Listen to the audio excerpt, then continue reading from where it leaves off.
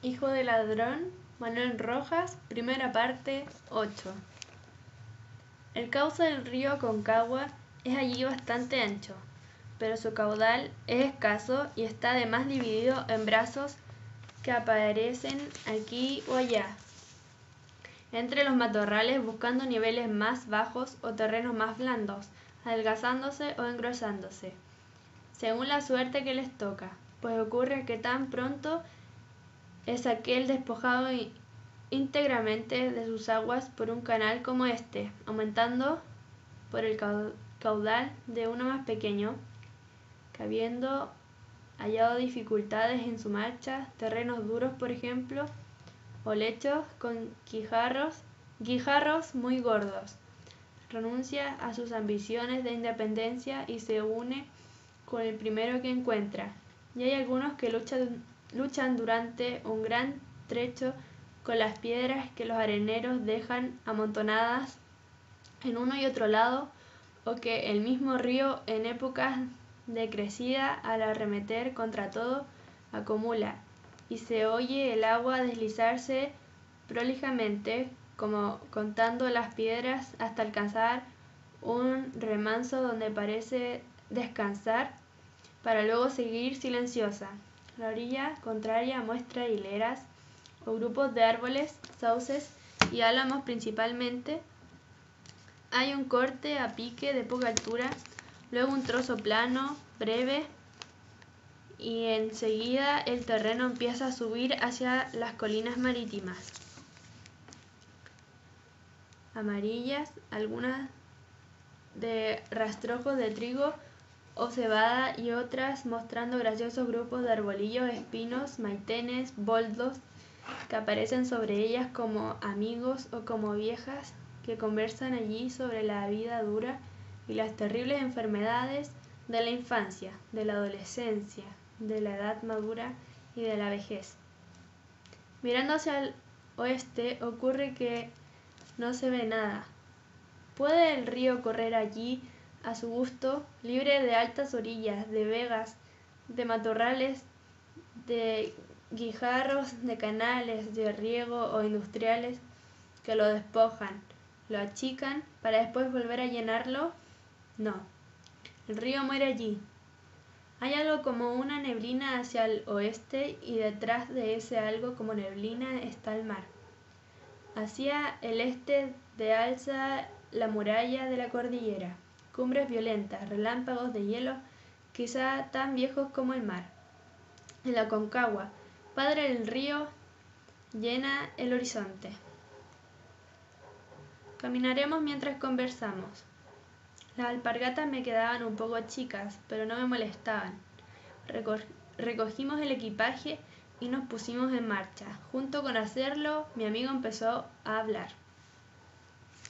Voy para Valparaíso y pienso seguir hacia el norte, hasta donde pueda, quizá hasta Panamá o quizá hasta el estrecho de Bering. Esta es mi tercera salida. Mi padre dice que son como las del Quijote.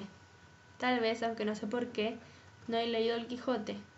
La primera vez me fui de puro aburrido. Me fatigan las matemáticas y la gramática, la historia antigua y la moderna, la educación cívica y el francés.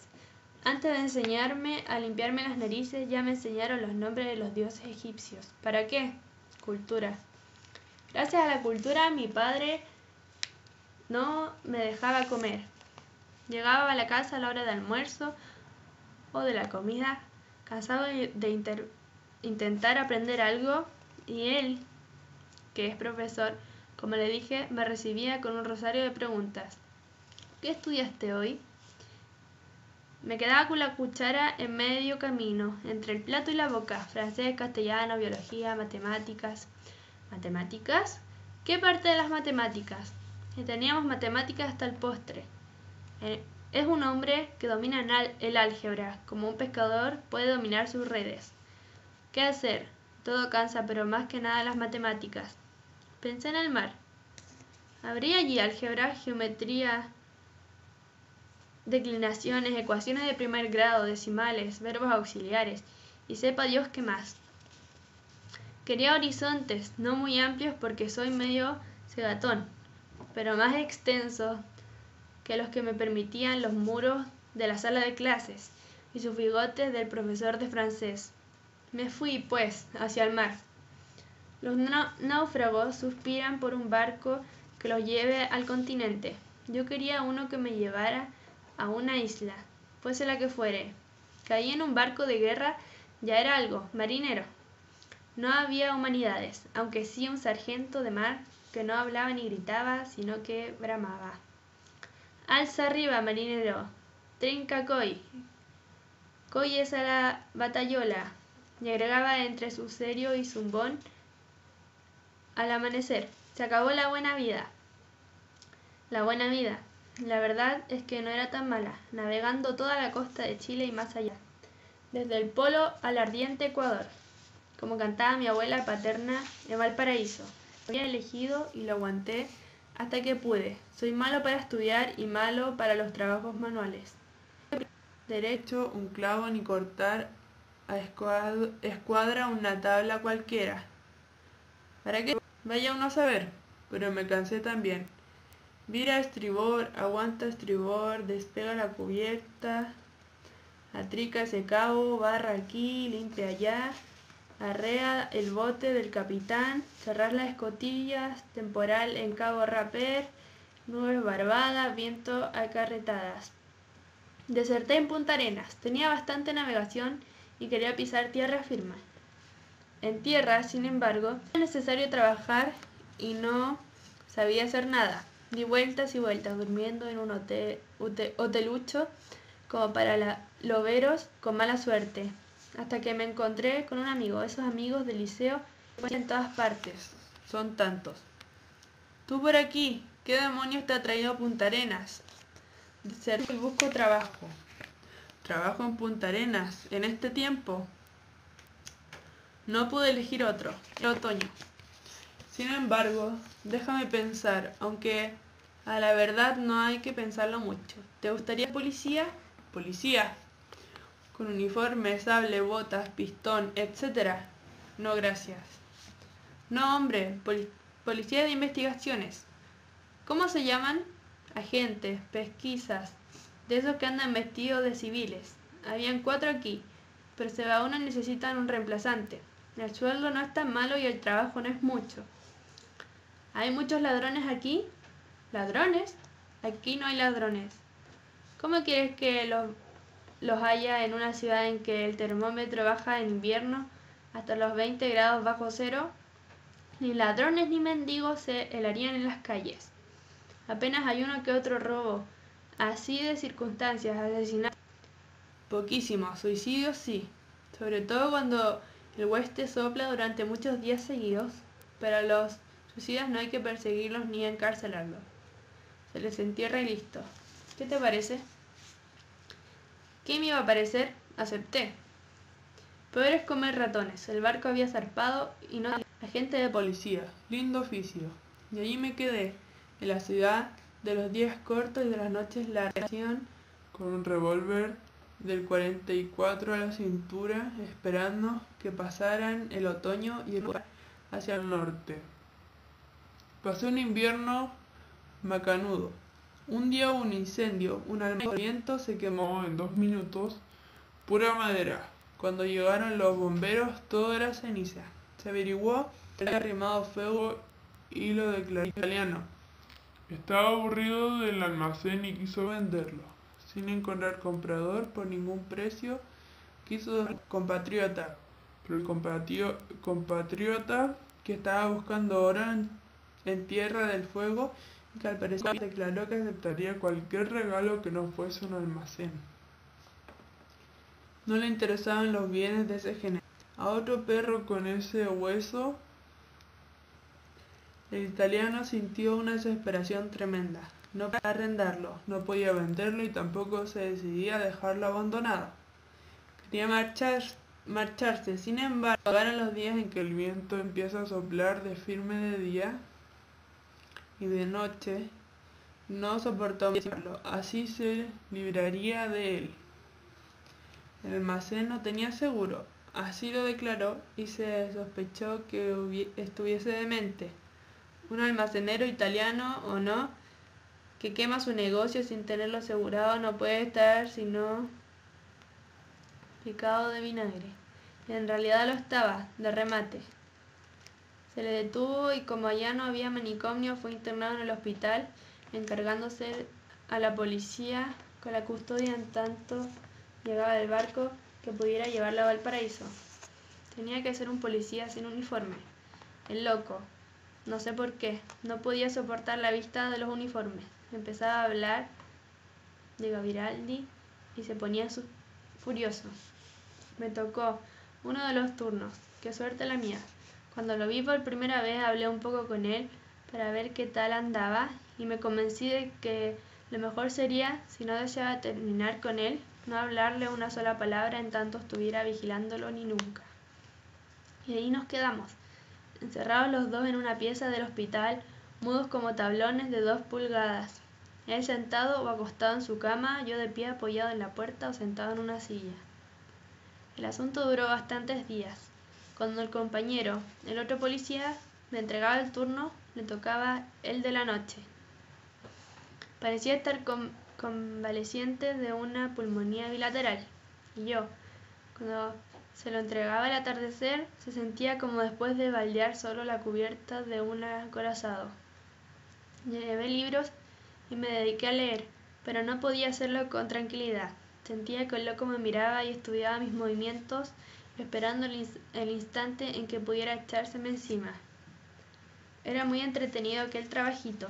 El loco se largaba de pronto a recitar un largo monólogo en italiano, a media voz, del cual no se entendía nada o casi nada, 2 o 3 palabras no más. Dejaba de leer y lo miraba, esperando que callara. Era un hombre bajo y fuerte, de cabeza un poco cuadrada, piel blanca y pelo negro. Llevaba bigotes, hablaba y hablaba durante largos ratos, y de vez en cuando me dirigía unas rápidas y sombrías miradas, como escondiéndose de mí, la cabeza baja, los ojos rojos. Se me ocurría, sin embargo, que no me daba más importancia que a las sillas o a las tablas del piso, pero sus miradas, aunque eran iguales para todo, me producían intranquilidad. ¿Qué le pasaría al barco que no llegaba? Habría dado mi sueldo de 1 año por no estar allí y él renegaba contra la estupidez que había hecho al desertar del barco. El sargento era, con mucho, preferible al loco. El italiano callaba y yo continuaba leyendo. Un día, en los momentos en que las novelas que leía llegaban a su más alto grado de interés, sentí que me caía encima algo así como una casa de 2 pisos. Di de cara contra el suelo y la silla en que me sentaba estalló como una nuez al ser apretada por un alicate. El loco, aprovechando mi descuido y mi pasión por la lectura de novelas, se lanzó como un tigre.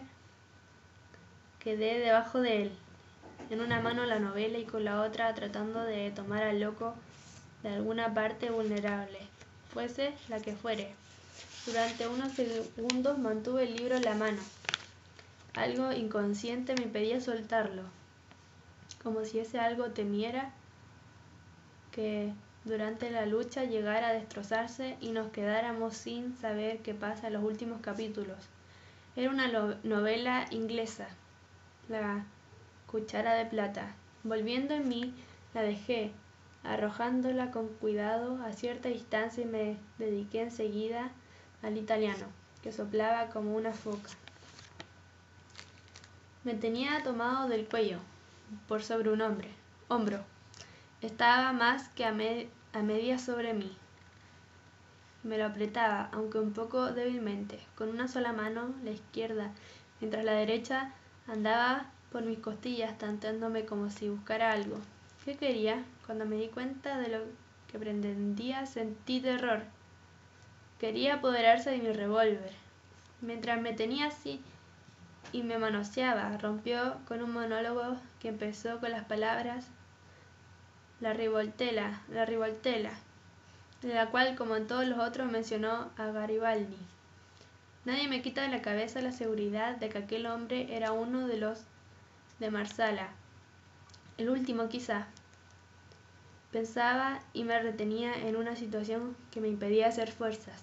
Aprovechando, sin embargo, un instante en que la presión se aflojó en alguna parte, me di vuelta y al mismo tiempo que lanzaba un alardido que pudo haberse escuchado en el canal Beagle, pero que, desgraciadamente, nadie escuchó, la habitación era una de las últimas del edificio y soplaba un oeste de los demonios. Me di cuenta de todo, y cuando logré colocarme encima del loco, venciendo su resistencia, procedí como me lo aconsejaban las circunstancias.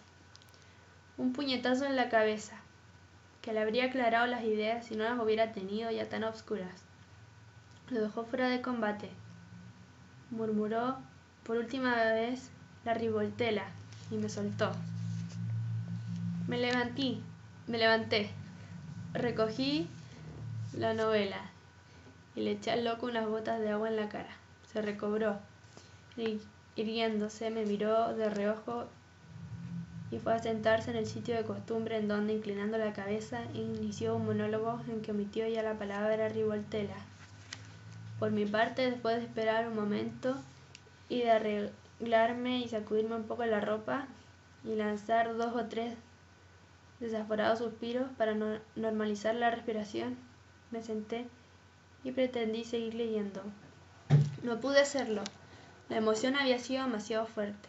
Sentía por allá adentro algo así como un remordimiento que procuré desvanecer diciéndome que no me habría sido posible proceder de otra forma. ¿Cómo discutir con él o intentar disuadirlo? Allí quedamos, hablando con él, callado yo con el libro en la mano y sin poder recobrarme. Pero nuestro martirio terminó al día siguiente, al llegar el barco en que el demente iba a ser llevado a Valparaíso. Y aunque no podíamos llevarlo a bordo, sino un momento antes del zarpe, descansamos pensando que ya no nos quedaba más que 2 o 3 días. Cuando bajamos del barco, una vez entregado el italiano a un contramaestre con cara de pocos amigos, y el otro agente y yo fuimos a celebrar nuestra liberación con 3 botellas de vino por cabeza, adquiriendo una borrachera de no te muevas, y allí me quedé todo un invierno, oyendo aullar el viento en las calles y silbar en las chimeneas. Vida agradable. Engordé varios kilos a punta de puro cordero, y a pesar de la falta de verduras y de los 15 grados bajo cero, pero no había salido de mi casa para irme a enterrar toda la vida en Punta Arenas. Llegó la primavera, una primavera llena de agua-nieve, y con ella recalcó allí un crucero que constituía toda la flota de guerra de la República Oriental del Uruguay. Durante 2 días lo estuve mirando desde el muelle, calculando su manga y su eslora y su puntal, haciendo conjeturas respecto al rancho que darían a bordo, y buscando un motivo para embarcar en él y zarpar para el norte por el Atlántico. Me atreví por fin a hablar con un cabo, y con gran sorpresa de mi parte, cuando se enteró de que había navegado en un barco de guerra chilena, alcanzado hasta el Cabo de Hornos, atravesado varias veces el Golfo de Penas y aguantando sin marearme un temporal de otoño en Cabo Raper, que es lo más que un cristiano puede aguantar, y que conocía además toda la maniobra y los reglamentos del mar. El hombre, que sin duda me tomó por Sinbad el marino, me dijo que no tendría el menor inconveniente en hablar con el comandante. Este me hizo llevar a bordo, me interrogó, le repetí toda la historia, aumentándolo un poco ahora, y terminó por aceptarme para hacer la travesía hasta Montevideo. Como marinero de segunda, con todas las obligaciones de tal y sin más remuneración que la ropa y la comida, además no figuraría en el rol. Acepté. Era lo más que podía desear. Renuncié a mi opíparo puesto de agente de segunda clase, devolví el de 44 y me embarqué, zarpando 10 después en busca de la salida del estrecho. A los 2 o 3 días, ya en pleno Atlántico, navegando norte derecho, nos pescó por la cola un temporal que barrió con todos de la cubierta. hasta el punto en que no quedamos a bordo sino 2 personas que no estaban mareadas, el ingeniero de máquinas y yo.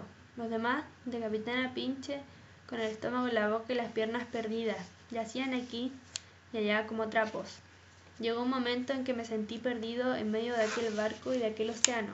Todo pasó, sin embargo, y llegamos a Montevideo en condiciones de parecer lobos de mar. Devolví las ropas, recibí unos pesos que me ofrecieron como propina, rechacé un contrato como cabo de mar y zarpé para Buenos Aires en un barco que hacía la travesía durante la noche. Me sentía endurecido y contento. Todo me salía a favor del pelo. Linda ciudad de Buenos Aires, su tierra, ¿no es cierto? Bueno, allí estaba. ¿Y para qué y por qué iba a gastar un dinero que no me sobraba en hoteles que no me hacían falta? Estábamos en plena primavera y el norte soplaba a veces como si saliera de la barriga del infierno. Dormiría al aire libre en el banco de cualquier plaza o en un hueco de una puerta. Mi dormitorio resultó estar ubicado en la dársena sur. ¿Se ha fijado que en los puertos hay siempre abandonos y medios hundidos en la arena o sepultados bajo montones de tablas unos enormes tubos? Parecen ahí años y años y nadie sabe por qué están allí. ¿Qué van a hacer con ellos? Tampoco se sabe para qué servían y si alguna vez sirvieron de algo. Me sentía cansado, después de vagar todo el día por la ciudad, mirándolo y observándolo todo.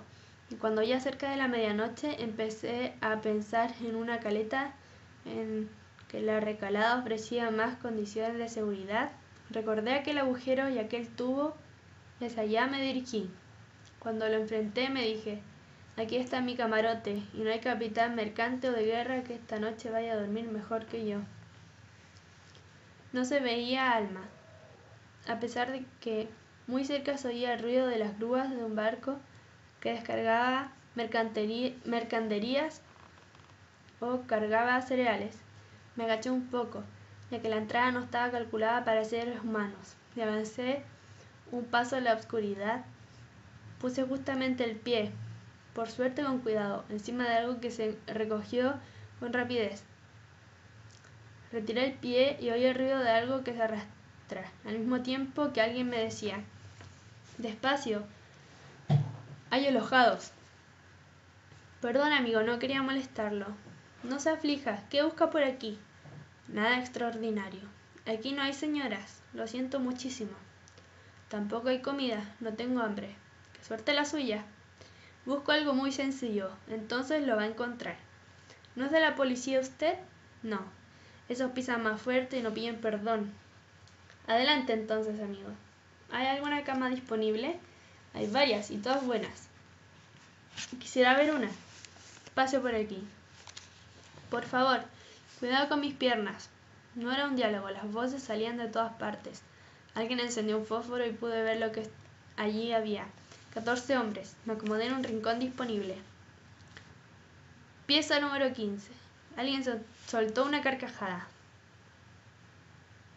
¿Quiere el desayuno en la cama? No soy tan delicado. ¿Encontró cerrada la puerta de su casa? No. ¿Peleó con su señora? Tampoco. ¿Se le perdió la llave? Nada de eso. No tengo casa, señora, ni llave. Estoy cansado y quiero dormir.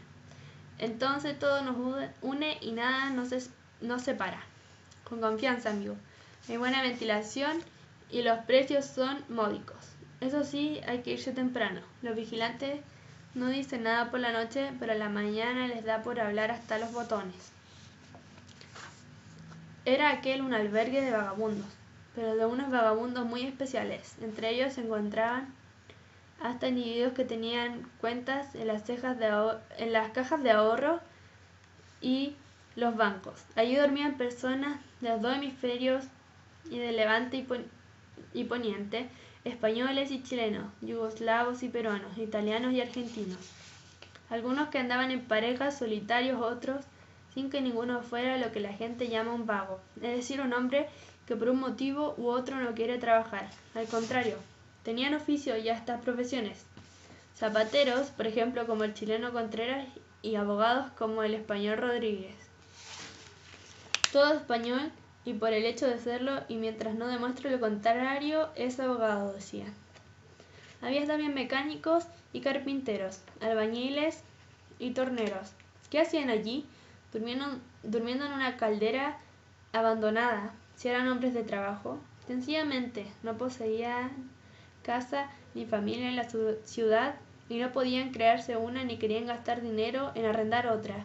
Y no cree usted, cada uno tenía trazado su posible destino, sabía por qué estaba allí y no en otra parte, que esperaba y que deseaba hacerlo.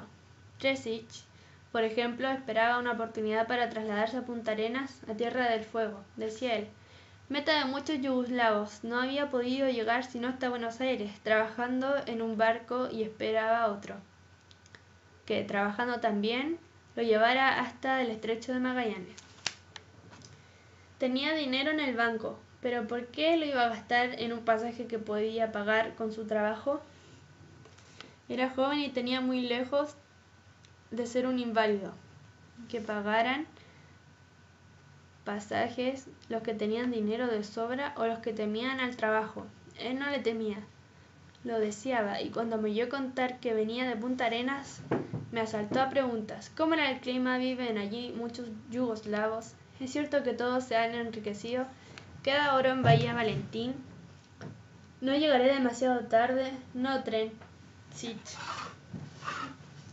Y si se ha acabado el oro, si el viejo Musta se ha hecho para su chaleco de fantasía una noble cadena con las últimas pepitas sacadas del páramo, quedan todavía muchas tierras que colonizar, muchos indios que matar o esclavizar, muchas ovejas que trasquilar, muchos bultos que cargar, mariscos que pescar, mercaderías que vender, basuras que recoger y mugre que limpiar.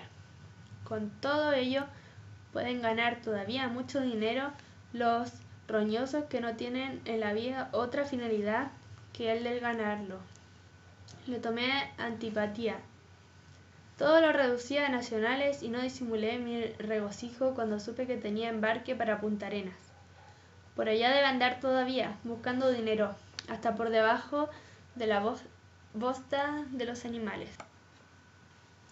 En comparación con aquel tragaplata, el chileno Contreras resultaba un gentil hombre.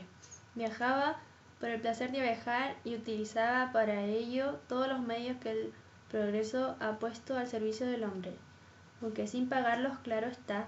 Cuando lo echaban del tren de carga o de uno de pasajeros en que viajaba sin boleto, no se incomodaba y seguía viaje a pie, con su mochila a la espalda, hasta tomar otro. De ese modo había llegado desde Santiago de Chile hasta Buenos Aires sin gastar un centavo. Tanto que hablan de Argentina y de Buenos Aires. Vamos a ver si es cierto lo que dicen. Y allí estaba, en todo el tiempo que llevaba viajando 4 meses, la travesía Mendoza-Buenos Aires le llevó 2.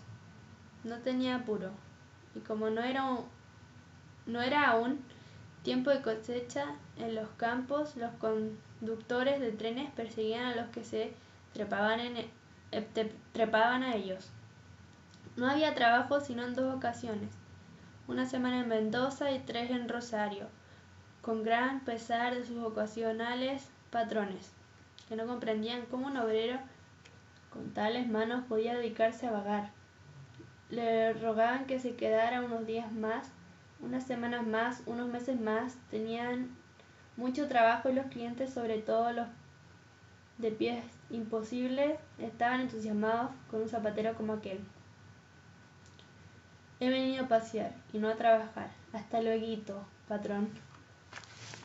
Y después de este inevitable disimulo, de este inevitable diminutivo, se iba paso a paso por los durmientes de la línea férrea. Si fuera por trabajar, me habría quedado en Chile, en donde tengo trabajo para toda la vida y para un poco más. Soy casado y mi mujer quedó a cargo del taller. Me espera. Le dije, me voy para Argentina a pie y no te puedo llevar. Espérame.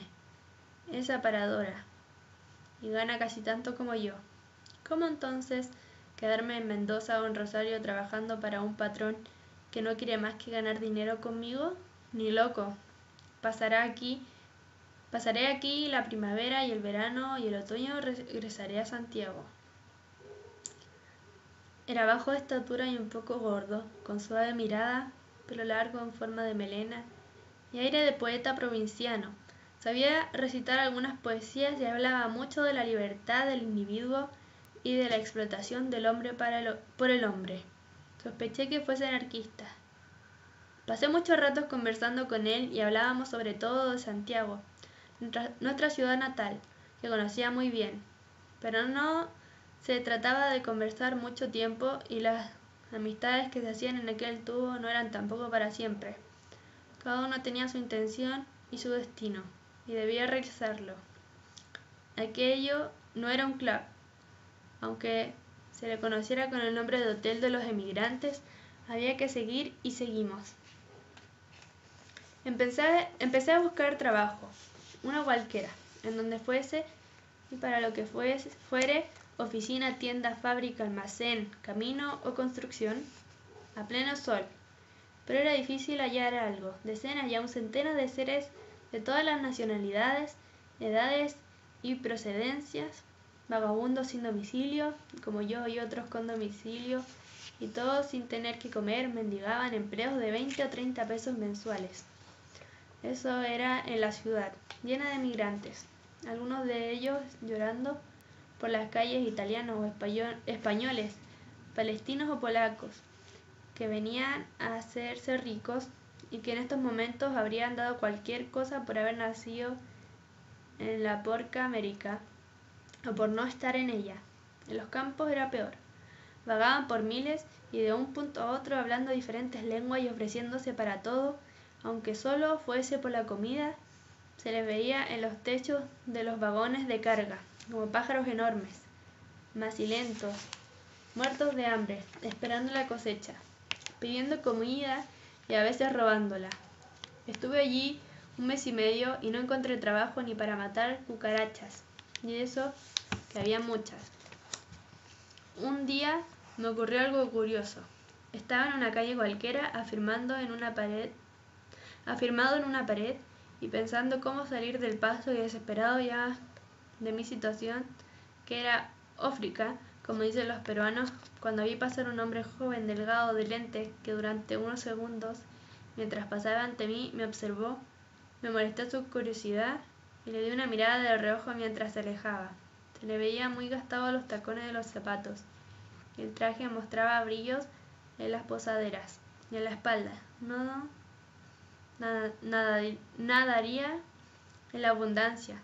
Instantes después, y cuando ya lo tenía olvidado, sentí que alguien que se acercó sin que yo lo sintiera ni viera me tomaba de la mano y me ponía algo en ella, alejándose enseguida.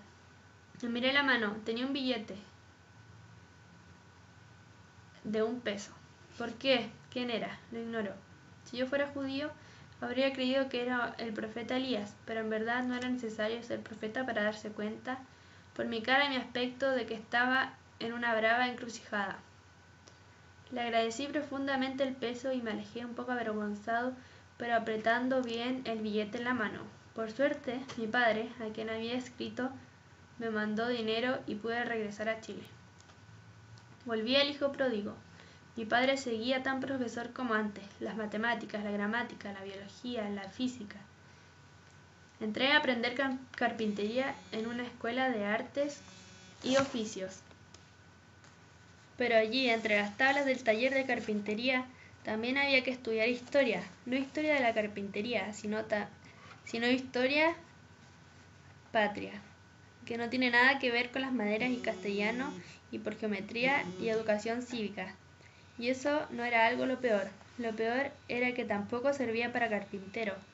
Tengo unos ojos que no me sirven para más que para lo indispensable, para no tropezar con los postes. Por otra parte, no sabía qué hacer en mi casa. Mi madrastra es una mujer hermosa, pero muy triste. Tiene 30 años menos que mi padre, que se casó con ella a los 52. Este hombre, dedicado toda su vida a su profesión, y a sus estudios ha tenido siempre, al parecer, gran atractivo para las mujeres. Aunque se me ocurre que ha sido un atractivo de dominio, es decir, las mujeres, más que enamoradas de él, han debido sentirse dominadas por él.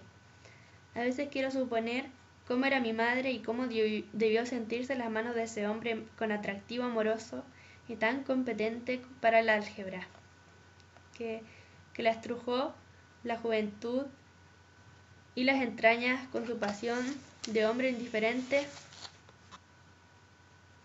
a lo que no es propuesto con rigor lógico. Nunca me ha hablado de ella. Ha sido casado 2 veces y sospecho que además tuvo amores, largos y fructíferos, aunque ocultos, con una tercera mujer, muerta en el anonimato o que aún vive y de la cual sospecho que soy hijo. Mi hermano mayor no soportó por mucho tiempo y partió hacia Estados Unidos. Por allá andará, y ojalá que no ande como yo.